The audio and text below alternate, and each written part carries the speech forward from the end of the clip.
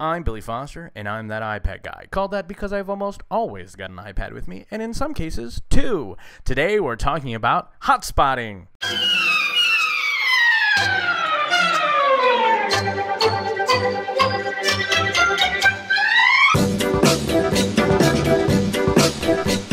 I'm so excited about the option of getting an LTE iPad mini. But Billy, you already have an iPad mini, you might be saying. Well, yes. However, I have the Wi-Fi version, and what I really want to pick up is the LTE version. Having internet access is something that's really needed if you're going to want to use voice dictation or Siri, and the idea of being able to make it into a hotspot is going to be really, really great. What is hotspotting? Well, it's where you take your cell device, whatever it may be, use its Wi-Fi connection to create a mini network for you to hop on from another device via Wi-Fi. For example, right now, in order for me to get internet access on my mini when I leave the studios, I need to turn on the hotspotting on my iPad. Then my iPad mini can connect to the iPad to get online.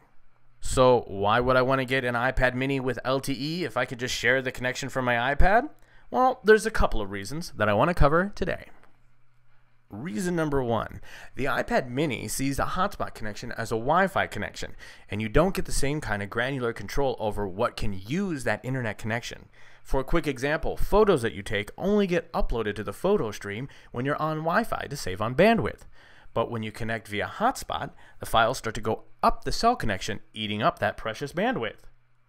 Number two, it's better to have the option to be able to buy internet access when you need it versus not even having it available as a choice should you ever get stuck. Number three, speaking of getting stuck, without the LTE option, you do not get a GPS and instead you get Wi-Fi approximate location, which can be good enough for some people.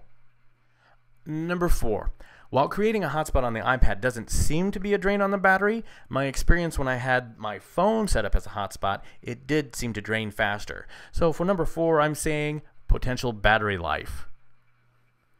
Number five, as I mentioned earlier, not having internet connection means no Siri and no dictation.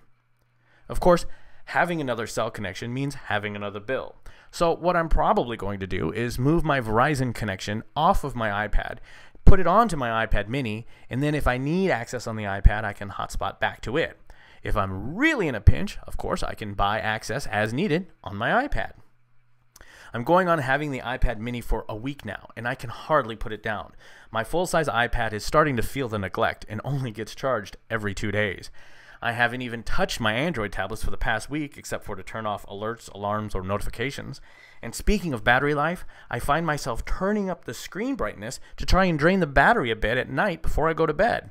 This thing is really incredible. At some point, I think the iPad mini will go to the side, but right now I'm having so much darn fun with it. I'm still in awe of its size, its weight, and its power. I know, I should be annoyed that it's last year's processor, but you know what? I don't really care. It works really, really well. So well, in fact, that some of the reviews of the iPad 4th generation says it's got horsepower to spare, and I'm assuming it's because no developer was aware of this coming, and everything's optimized for the older processors. So while newer apps will start to be developed to push that horsepower, I feel confident in waiting until next year's iPad and keeping my sights focused on a cell version of the iPad mini, which, from my understanding, is going to be coming out the week of Thanksgiving.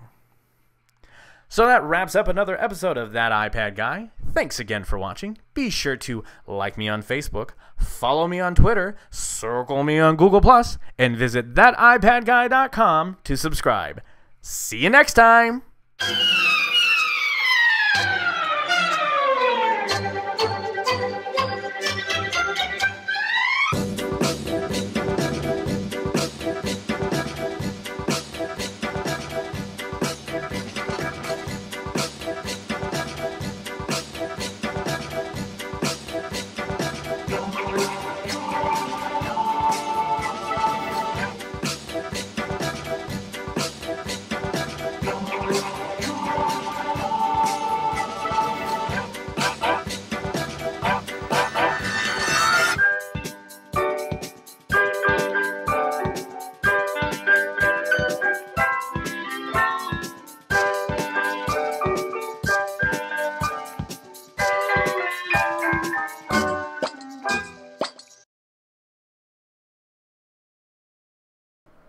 Did I do that?